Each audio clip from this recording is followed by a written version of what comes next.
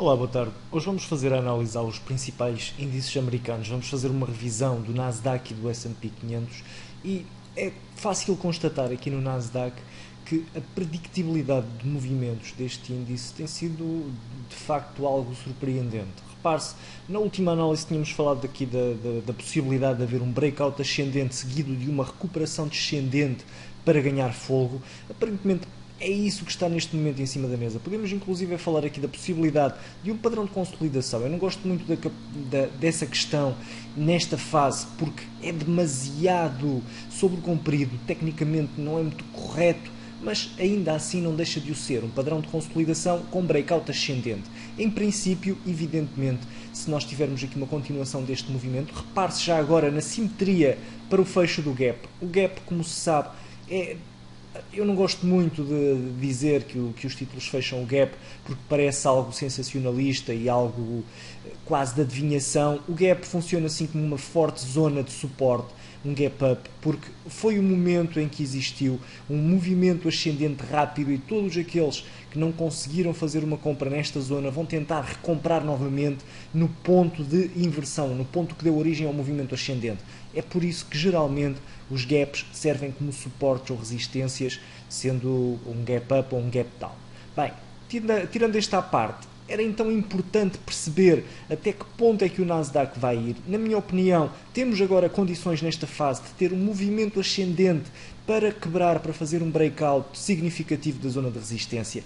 Podemos inclusive, parece-me bastante otimista para ser sincero, mas podemos inclusive contar como todo este movimento como sendo um movimento de pré-breakout. Por isso, podemos, se considerarmos aqui este ponto como uma bandeira, podemos considerar toda esta extensão como a potencial projeção da mesma. Como eu dizia, do ponto de vista percentual é arrojado, mas ainda assim, do ponto de vista técnico, não pode deixar de ser considerado como um movimento possível. Vamos então olhar para o gráfico horário. No gráfico horário conseguimos perceber aqui duas coisas. Desde a última análise tivemos um aviso no que diz respeito aqui a uma inversão de ascendente para descendente e tivemos depois o tiro de partida para um movimento ascendente. Podemos considerá-lo aqui em diversas formas. Podemos considerá-lo de uma forma mais defensiva a partir do momento que quebrou em alta esta segunda resistência. Podemos fazer aqui pelo menos um paralelismo um pouco mais abaixo neste pré-consolidação. Repare-se aqui no gráfico horário, tivemos nesta fase também um movimento triangular e este movimento triangular foi um primeiro aviso para uma eventual reação ascendente. Aqui temos exatamente a mesma situação que estamos a viver atualmente no gráfico diário. Neste momento parece também, uma vez mais, o título estar a consolidar. Se o título quebrar em baixa, este pequeno movimento consolidativo poderá eventualmente fazer aqui uma correção um pouco mais prolongada. É algo que estará ainda em cima da mesa, repare-se, não no gráfico horário, mas talvez no gráfico de 15 minutos, não querendo eu aprofundar demasiado o time frame, mas enfim, isto para dizer que se tivermos aqui a quebra em baixa dos 4.650 pontos, podemos ter aqui uma pequena retração até próximo dos 4.575 ou 80 pontos, para depois, eventualmente, e a favor da tendência de curto prazo, existir uma continuação do movimento ascendente. É para já isso que está em cima da mesa. A grande referência de negociação nesta fase, sobretudo se olharmos para o gráfico diário, são os 4.491 pontos.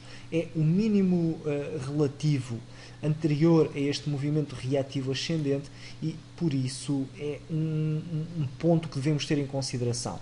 Durante esta análise, apareceu já aqui no gráfico diário a vela de hoje e esta vela aproxima-se então da zona de resistência ou da primeira fase da zona de resistência. Podemos já considerar aqui também este ponto de máximo relativo como fazendo parte da zona de resistência. Na minha opinião, não é forte o suficiente esta zona de resistência para impedir a cotação de quebrar em alta. A ver, vamos o que é que acontece durante a próxima semana. Passando ao S&P, eu aqui apontava para um cenário um pouco mais otimista, acabou por acontecer o mesmo cenário, uma retração seguida de movimento ascendente. Eu não esperava na altura que a retração fosse tão descendente, mas também isso acaba por ser um pormenor, o tamanho desta retração. Neste caso em concreto não podemos considerar aqui uma consolidação nem triangular, nem em forma de bandeira, é apenas uma retração e um mínimo relativo superior ao anterior.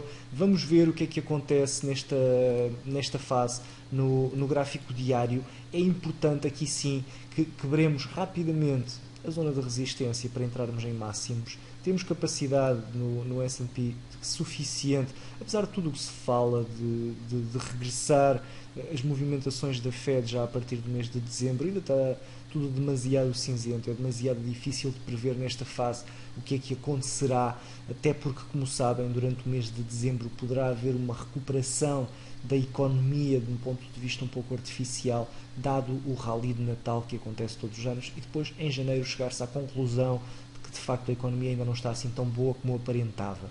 Duvido por isso, tenho algumas dúvidas que a Fed vá aumentar a taxa de juros durante o mês de dezembro, quando, como é óbvio, a situação económica vai estar mascarada pela situação do Natal, que nos Estados Unidos, como sabemos, é bastante exacerbada.